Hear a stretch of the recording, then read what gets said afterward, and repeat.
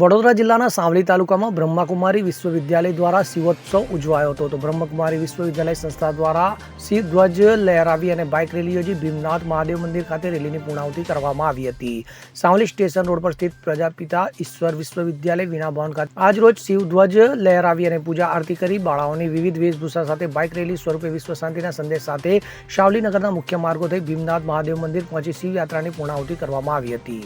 ઇકબાલ લુહાર સાથે CN24 news Savli. હવે જુઓ દેશ દુનિયાની તમામ ખબરો તમારી આંગળીના ટેરવે.